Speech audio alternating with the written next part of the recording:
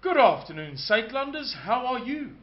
We hope that all is well with you and with your families and with everything going on around you in these kind of uncertain times. There's a measurement of economics, or measurement of, not economics, but of the performance of companies, called the VIX, the Volatility Index. And when it is very volatile, as it is now, amongst the most volatile it has ever been in history, or in its existence, it suggests bad things. So yeah, in these tricky times, we hope that all is as well as could be. I want to talk to you actually about something along those lines. Saintlanders doesn't pretend to be in and of itself prophetic. And Mr. Miller, I've told you in other videos how Mr. Miller has said to me on occasions that he has been congratulated as we were. I told you the story about the big professor that I met, and he told me how uncannily accurate Mr. Miller's forecasts have been, and how I met the client of the professor, the man who commissioned the research into Saintlanders' predictions, and how that client told me that what the professor's work revealed is that Saintlanders is frighteningly accurate. But Mr. Miller is always modest about these things, and for good reason. And for good reason, without any false modesty.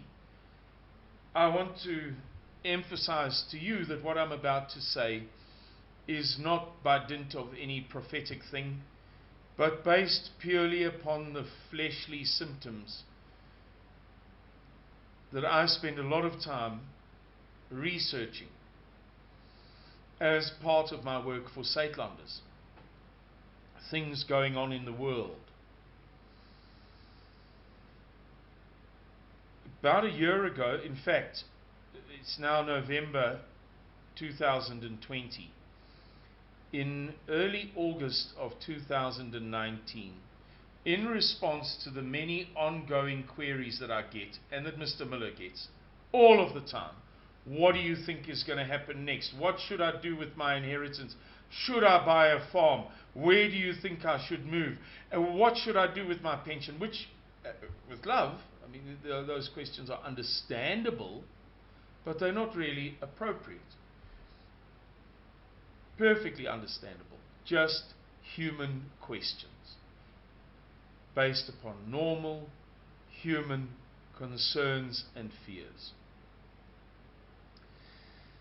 About in early August 2019, I said to many people in the United States of America, Europe, Australia, and South Africa that one thing was certain, based upon the clear evidence, the clearly observable evidence.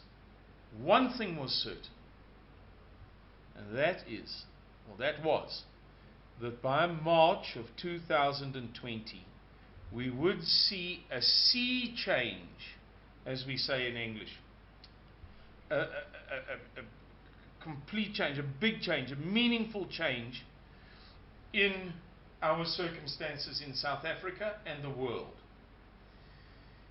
And this fly. And so it came to pass, not because we had some second sight, third eye, sixth sense,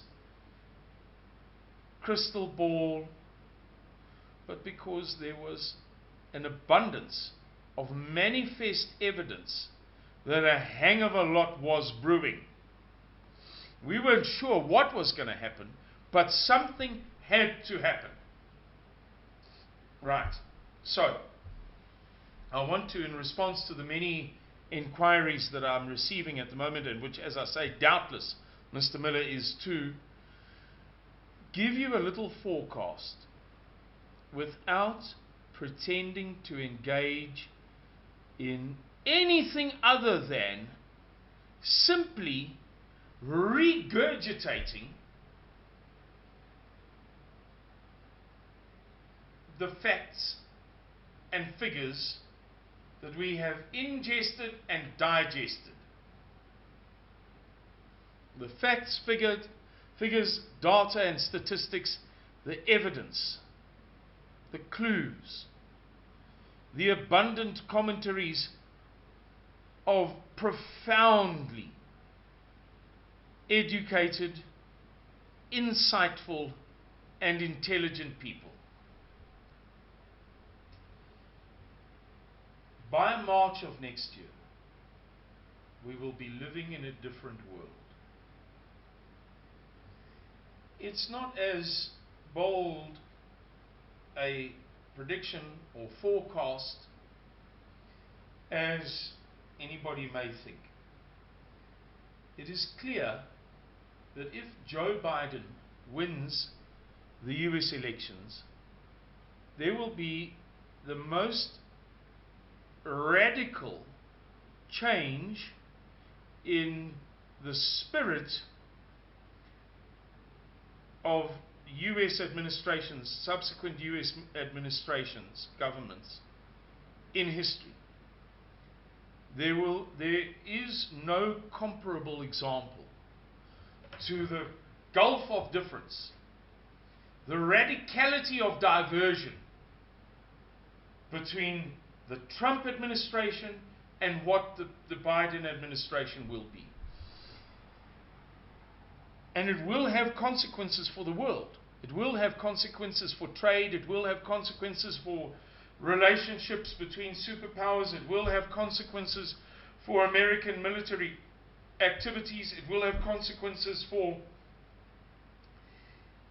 American participation in the nations of the world. In other words, what sort of influence they exert on other governments, on other states, on other countries, on other nations.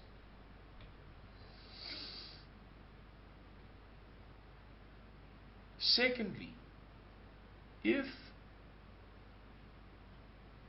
there is a manifest economic, I want to use the word collapse, but I don't want to be too dramatic. If there's a big change, as there threatens to be, a big dramatic change in the global economic circumstances, that too will have an impact upon us to the extent that you and I will be able to say we live in a different world than we did in November 2020.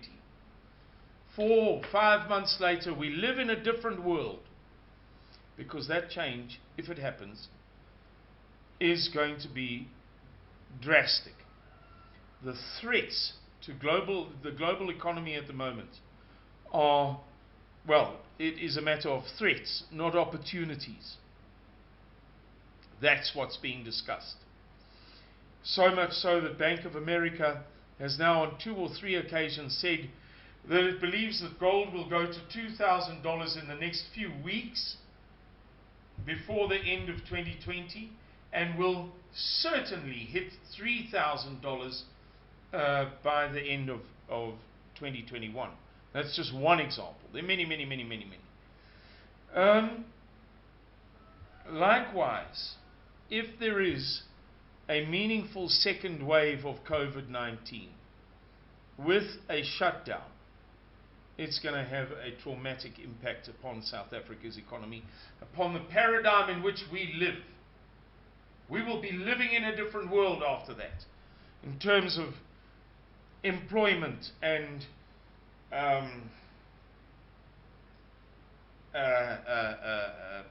money and wealth and economy and personal freedom. Likewise, quite aside from that, a second wave of the COVID-19.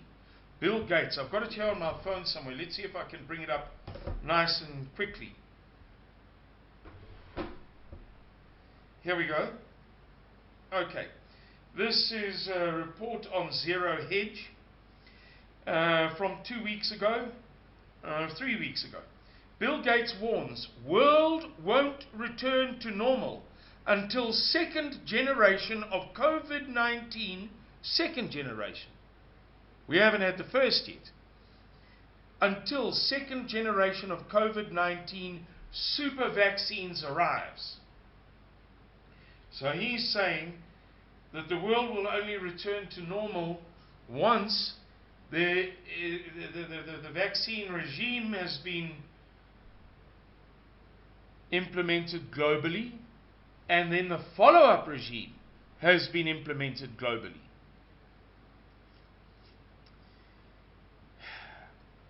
This is not me knocking the vaccine. This is not Saitlanders speaking skeptically about COVID-19. This is Bill Gates telling you how it's going to be. Another illustration of the point to those people who are inquiring daily, what lies around the corner, what next, what can you tell us, what's happening, what's going to happen. Illustration of the point that in the next 4 months we are almost bound to see such radical developments that we will be able to say in 4 or 5 months' time, we live in a different world. Is this other illustration? A week ago, the Prime Minister of New Zealand, Jacinda, I think that's how you pronounce it. I always want to say Jacinda. Jacinda Ardern. You can't believe that a person with Irish blood could be so wicked. But Jacinda Ardern did an interview in which she's smiling. You can look it up like this. She was smiling, the wickedest smile you've ever seen anybody smile. Anybody who doesn't take the test will be quarantined for 2-week periods indefinitely. If you refuse to take the test, you're quarantined for a fortnight. If you then refuse to take the test, you will be quarantined for another fortnight indefinitely. Look it up. Look the video up. Excuse me, the wickedest thing you've ever seen. This is the mentality of the powers that be in the world.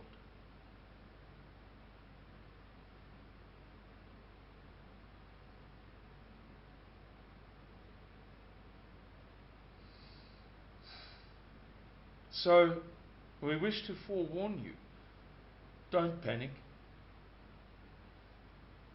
Don't be neurotic. Don't become hysterical. Don't do anything drastic and inadvisable. But be forewarned that the evidence and the clues are that the forthcoming period holds in store